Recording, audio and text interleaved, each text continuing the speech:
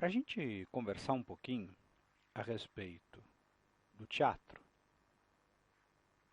a primeira coisa que a gente tem que ter na cabeça é que esse tipo de texto ele está muito mais presente na nossa realidade do que a gente pode imaginar.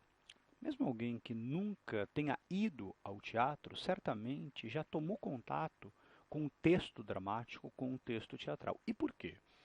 Porque quando a gente assiste a uma novela na televisão, a um filme, quando a gente vê uma série de TV, a gente está, na verdade, tomando contato com um texto teatral, com um texto dramático. E por que isso? Porque não existe um narrador contando a história e, basicamente, a gente acompanha os acontecimentos apenas pelo diálogo das personagens. O que é importante, então, de você saber é que o texto teatral ele pode ser lido por alguém, mas a verdade é que ele só se completa quando ele é encenado, quando ele é gravado, quando ele é, enfim, representado. E é por esse motivo que a gente costuma dizer que o teatro é, então, uma construção coletiva. Afinal, para a gente ver uma peça encenada, ou uma novela, um filme, uma série de TV, como eu disse, não basta apenas a figura do autor. Não basta apenas a figura do dramaturgo ou do roteirista. É necessária toda uma gama de profissionais que viabilizam essa encenação. E aí é claro que a gente pode pensar na figura dos atores, mas também é fundamental a presença de um diretor, dos produtores, dos cenógrafos, dos músicos, dos iluminadores, dos figurinistas, enfim.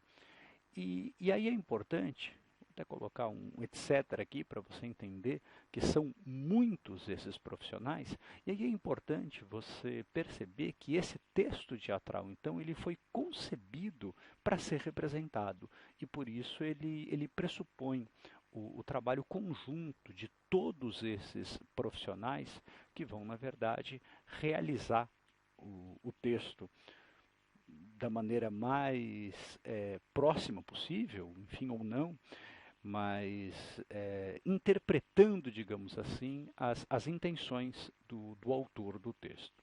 Bom, vamos trabalhar agora com um exemplo para entender isso um pouquinho melhor. Isso aqui é um trecho de uma peça do Gil Vicente, teatrólogo português ali do comecinho do século XVI, chamado Alto da Lusitânia. E há um diálogo fantástico entre duas personagens que se chamam provocativamente Todo Mundo e Ninguém. E aí o Ninguém ele está em cena e entra uma personagem que é o Todo Mundo procurando alguma coisa. E o Ninguém então pergunta ao Todo Mundo: que andas tu aí buscando? E o Todo Mundo responde: mil coisas ando a buscar, delas não posso achar, porém ando porfiando, por quão bom é porfiar. Porfiar, para quem não sabe, significa procurar.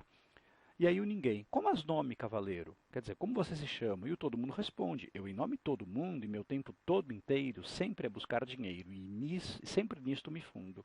E aí o ninguém responde, eu em nome ninguém busco a consciência.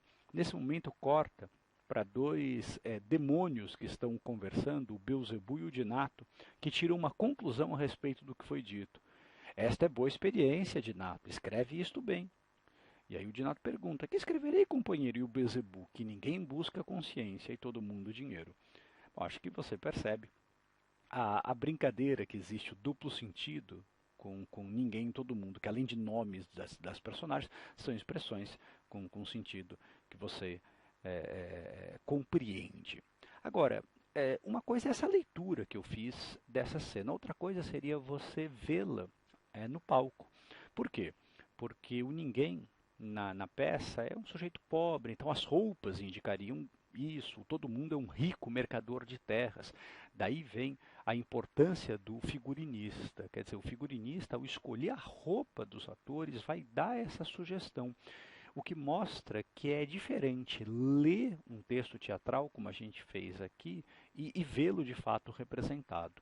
Agora, sabe que essa cena é tão famosa, mas tão famosa, que ela foi recriada agora no século XX pelo Carlos Drummond de Andrade. Dá uma olhada nesse trecho aqui, fantástico do Drummond. Ele foi objeto de uma questão do Mackenzie. O ninguém pergunta então: tu estás a fim de quê? E o todo mundo responde: a fim de coisas buscar que não consigo topar, mas não desisto, porque o cara tem de teimar. E aí o ninguém: me diz teu nome primeiro. O todo mundo: eu me chamo todo mundo e passo o dia e o ano inteiro correndo atrás de dinheiro, seja limpo ou seja imundo. E o Beelzebub, que está analisando isso, vai tirar agora a sua conclusão. Vale a pena dar ciência e notar isto bem, por ser fato verdadeiro que ninguém tem consciência e todo mundo dinheiro. Você vê que em comum entre esses dois textos existe o fato de eles serem inversos. Hoje não é tão comum assim o teatro em versos, mas o Drummond faz essa retomada dessa tradição teatral. Bom, vamos ver a pergunta que o Mackenzie fez? Mackenzie fez a seguinte pergunta. No trecho, Carlos Drummond de Andrade reconstruiu com nova linguagem parte de um texto importante do dramaturgo de língua portuguesa. Trata-se de... Bom, a gente já sabe, Gil Vicente, o Alto da Lusitânia, uma questão de memorização, mas que permite a gente lembrar uma coisinha sobre o Gil Vicente. Além de escrever as suas peças de teatro, ele atuava nelas, dirigia, chegava a compor música para elas.